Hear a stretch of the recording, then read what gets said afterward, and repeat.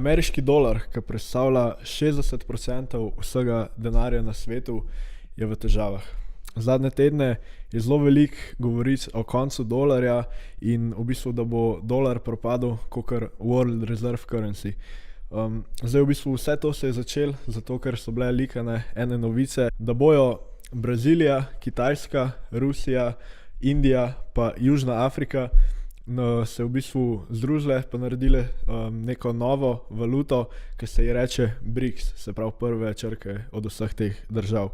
No in ta valuta naj bi direktno tekmovala z dolarjem in sčasoma postala svetovna rezervna valuta, se pravi to, kar je zdaj dolar. Temu veliko ljudi pravi dedolarizacija sveta in to je mogoče eden najpomembnejših finančnih dogodkov, ki se bo zgodil v naših življenjih, če se bo zgodil. Tako da danes moramo to malo govoriti, kaj to pomeni za dolar, a bo dolar res propadel, ne bo več največja ta svetovna rezervna valuta, oziroma boljše vprašanje je, ne, a bo propadel, zato ker do zdaj so v zgodovini že vse valute, ki so pač bile svetovna rezervna valuta, propadle, na eni točki niso to več bile, tako da vprašanje je bolj, kdaj dolar ne bo več največja svetovna rezervna valuta, oziroma a se bo to zgodilo kmalu, pač a se bo to zgodilo še v naših življenjih. No in najprej v bistvu, da bomo razumeli vse to skupaj, moramo najprej govoriti o tem konceptu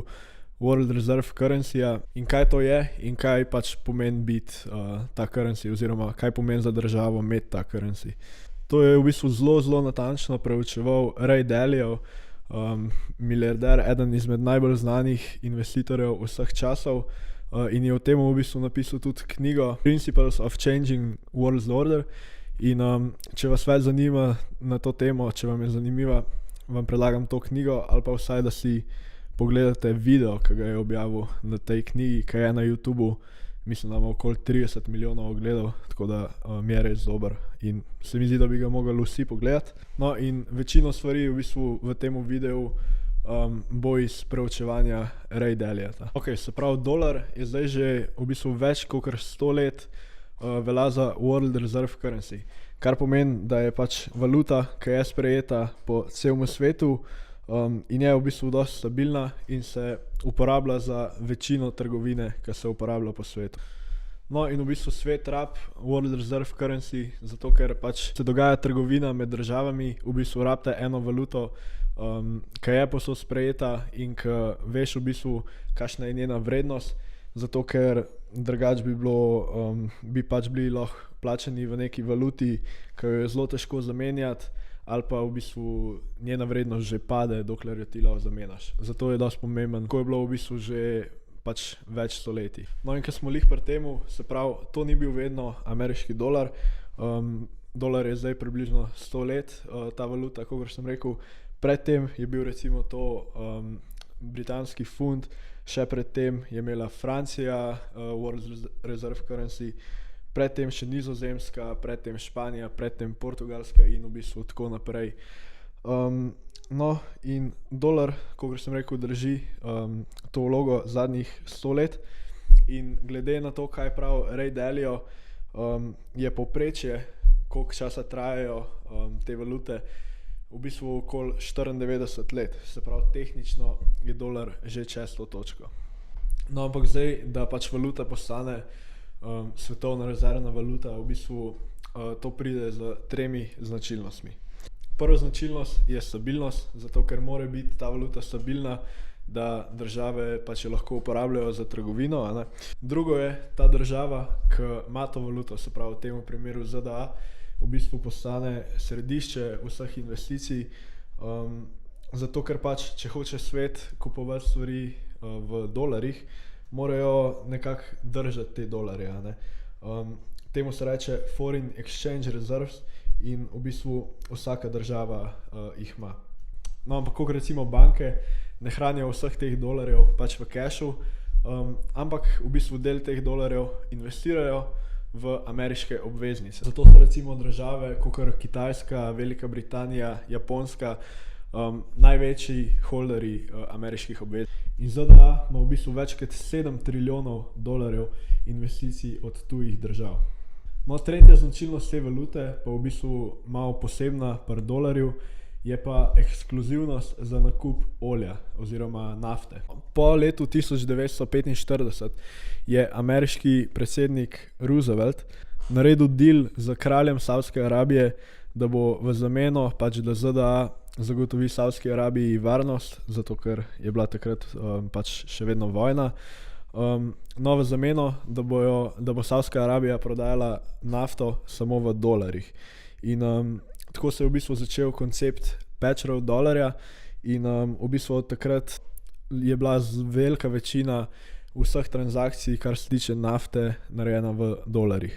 In od takrat naprej je v bistvu tudi vsak predsednik ohranil zelo dobre odnose z Savdsko Arabijo, da se je pač to nadaljevalo še naprej. Tako da to so tri značilnosti od vseh svetovnih rezervnih valut. Zapomnite si jih pol za kasneje, zato ker bodo dosti pomembne. No, ampak Ray Dalio je v bistvu trajanje vsega World Reserve Currency-ja razdelil na tri dele. Na vzpon, na vrh pa padec. Pa si dajmo v bistvu pogledati malo podrobno te tri dele. Se pravi, vzpon je basically obdobje, ki je pač ta valuta sprejeta, kakor pač svetovna rezervna valuta. No, in v tem času je dost pač mirno obdobje, velike inovativnosti, velike produktivnosti, velike izobrazbe, pač da je vse to mogoče. In vse to pač omogoča vzpon. Ampak to je treba nekako financirati, zato mora biti v bistvu vzpostavljen zelo dober sistem posojanja in pa sistem, da lahko ljudje investirajo v to inovacijo, kakor je recimo stock market pa bond market. Zato ker v bistvu pol ljudje financirajo vso to inovacijo in dobijo pol od te inovacije nekako returne. No, in Ray Dalio pravi v bistvu, da so vsi World Reserve Currency do zdaj delovali na tak način. Če si pogledamo recimo na Nizozemskem, je bilo prvo publicly traded podjetje, prva borza in takrat je bil Amsterdam v bistvu finančno središče celega sveta, ko je bila Velika Britanija, ko je bil funt svetovna rezervna valuta, je bil London pač finančno središče sveta in zdaj, ko je dolar, ta valuta, je New York finančno središče sveta, ne. Tako da vidimo ta vzorec, da se vedno ponavlja. No, in to vse nas pol prenese do vrha, kjer imajo ljudje veliko denarja in se začnejo zavedati, da pač je njihov čas mogoče vreden malo več, kakor recimo v kakšnih drugih državah, ki bi isto delo naredili za pač zelo manj denarja. Recimo dober primer tega je Kitajska. No, in na vrhu isto v drugih državah ugotovijo, da lahko oni vzamejo te koncepte inovativnosti iz vodilnih držav in zato, ker imajo toliko cenejšo delovno silo, jih pač naredijo dosti bolj poceni in pač ratajo dosti bolj competitive.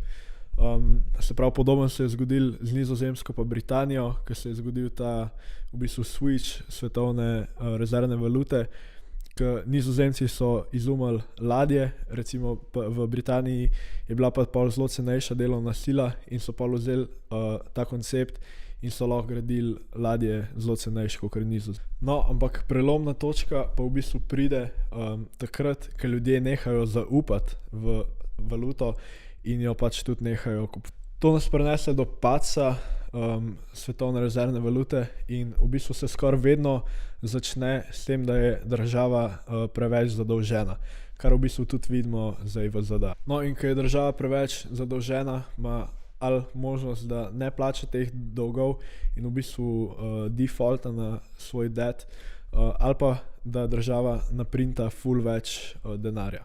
In tukaj se države vedno odločijo za drugo opcijo, kar pa v bistvu vemo, da prinese veliko inflacije in pa zelo razvrednoti valut. In zdaj v bistvu v zadnjih 30 letih smo videli 3 cikle, ko je Federal Reserve v Ameriki naprintil zelo veliko denarja, zadnjič v bistvu v letu 2020. No, in ko ima ta vodeča država v bistvu probleme z inflacijo, probleme z dolgovi, najbogatejši v tej državi ponavadi umaknejo denar iz pač te valute, kar da pol neko priložnost novi valuti, da postane pač glavna svetovna rezervna valuta. In to se je v bistvu zgodilo večkrat v zgodovini, vedno čisto na isti način, tako da v bistvu je pri dolarju vprašanje tukaj časa, ne ali se bo zgodilo.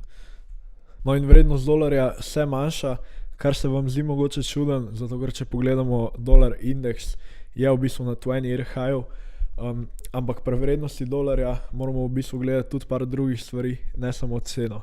Gledamo recimo tudi količino dolarjev, ki jo države držijo v njihovih forex rezervih, se pravi foreign exchange rezervih, to, kar smo govorili prej.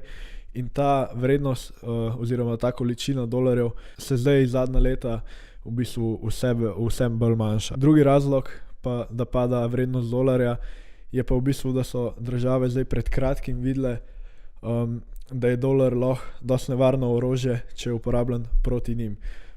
To smo videli pri Rusiji, ki so jim zamrznili ZDA njihov forex reserve wallet in jim v bistvu tudi grozili, da bojo s temi dolarji jih uporabljali za pomoč Ukrajini.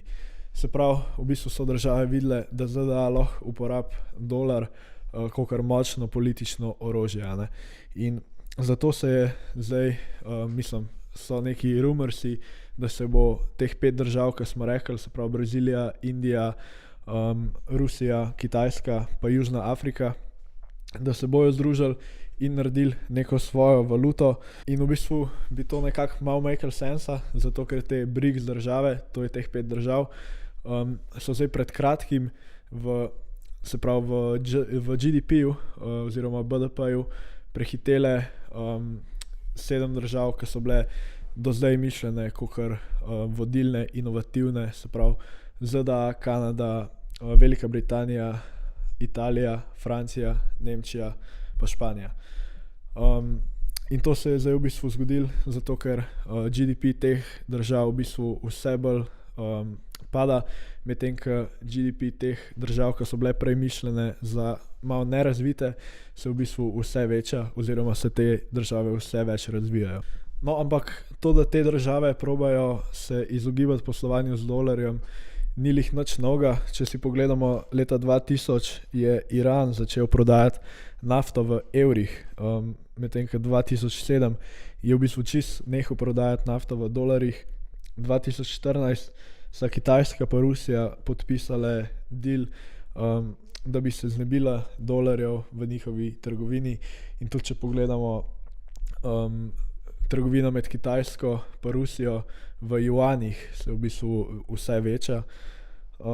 Kasneje sta isto naredila Iran pa Kitajska, zatem Japonska pa Indija, Rusija pa Iran in Indija, itd.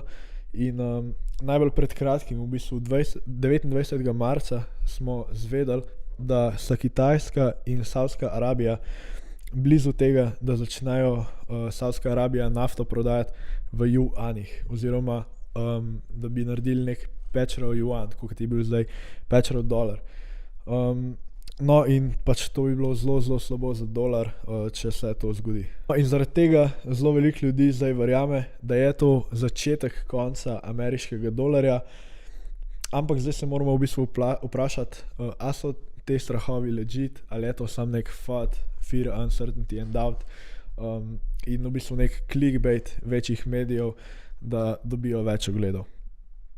Zdaj, vse, kar sem do zdaj rekel v tem videu, je res, ampak jaz sem še vedno mnenja, da je dolar zaenkrat dosti močen, da ni v nobenih težavah, vsaj zdaj v bližnji prihodnosti. In tudi ta koncept padca dolarja je bil basically napovedan skoraj vsako leto zdaj, že zadnjih 20 let. Tako da nekaj je tudi na temu conspiracy teoriju, da bo dolar propadel, zato ker pač enkrat bo, tako da če bojo vsak let to prediktali, enkrat bojo imeli prav. Zdaj, fakt je, da je še vedno skoraj polovica vseh transakcij narejena z ameriškim dolarjem. Če si pogledamo tale chart, tukaj samo imejte v mislih, da gre do 200%, zato ker imajo vse transakcije 2 strani, ampak tudi če seštejete, ne bo lih 200, ker tukaj so samo glavne valute, je še ful ostalih, a ne. No, in na drugem mestu imamo še vedno evro, čeprav zadnje čase malo zgublja tukaj proti kitajskemu juanu, ki pa dosti pridobiva zadnja leta. Zdaj pa mogoče videli tudi ta chart, ki nam pa pokaže, katere valute so držane v forex rezervih držav. No, in čeprav se dolar manjša zdaj že dosti zadnjih let, je res, da je bilo veliko tega narejenega v letu 2008, ko je bilo toliko uncertainty, da v bistvu noben ni vedel, kaj se bo zgodilo, noben ni hotel držati dolarja. No, ampak v bistvu je še vedno 80% vseh forex rezervov držanih v dolarjih ali pa evrih in več kot 60% je držanih v dolarjih. Obenem se pa cena dolarja še vedno veča, sploh zato, ker Fed zdaj viša obrestne mere, kar pomeni, da se višajo tudi obrestne mere na ameriških obveznicah, se pravi, so dosti bolj atraktivne za investitorje pač po vsem svetu. Tako da jaz mislim v bistvu, da je dolar zaenkrat varen, kakor najmočnejša valuta in da pač se to ne bo kmalu spremenilo. Zdaj so pa vse te stvari, ki smo jih danes govorili, zaskrbljujoče in v bistvu verjetno čez nekaj časa se bo zgodilo, da tudi dolar ne bo več svetovna rezervna valuta. V bistvu tudi Ray Dalio pravi, da v bistvu ta transitionary period, se pravi iz ene valute v drugo, traja ponavadi 20 ali pa še več let in ponavadi je v bistvu povezan z nekim konfliktom. Recimo, ko je šlo iz nizozemske valute na britansko, so bile države v vojnah, ko je šlo iz funta na dolar, je bilo v bistvu po koncu prve svetovne vojne. Tako da ponavadi so te switchi povezani z nekim večjim konfliktom med državami. Tako da tukaj bomo še videli, kaj se bo zgodilo in a se bo to sploh zgodilo v našem življenju. Kot sem rekel, vprašanje je samo časa, ne a se bo to zgodilo. Zato ker fakt je, da vsaka valuta do zdaj pač je propadla, vsaka svetovna rezervna valuta. In tudi če pogledamo od 17. stoletja do zdaj, je od 750 valut jih zdaj obstaja še manj kot 20%.